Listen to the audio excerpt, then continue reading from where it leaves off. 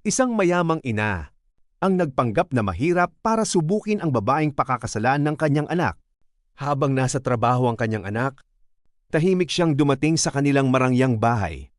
Suot ang lumang damit at dala ang isang lumang bag. Ngunit imbes na respeto ang matanggap, pangmamata at pang-iinsulto ang sumalubong sa kanya. Pinandidirihan siya ng magiging manugang. Hinusgahan dahil sa kanyang itsura. At ipinahiwatig na ang habol lamang nito ay ang marangyang buhay ng kanyang anak. Tahimik lamang na nagmasid ang matandang ina, habang unti-unting nabubunyag ang totoong ugali ng babae.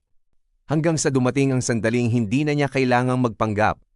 Sa mahinahong tinig sinabi niya, "Ako ang ina ng lalaking pakakasalan mo at ang may-ari ng bahay na minamaliit mo."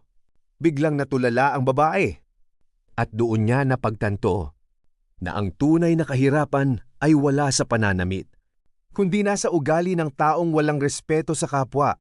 Dahil ang tunay na pag-ibig, hindi nasusukat sa kayamanan, kundi sa kabutihan ng puso.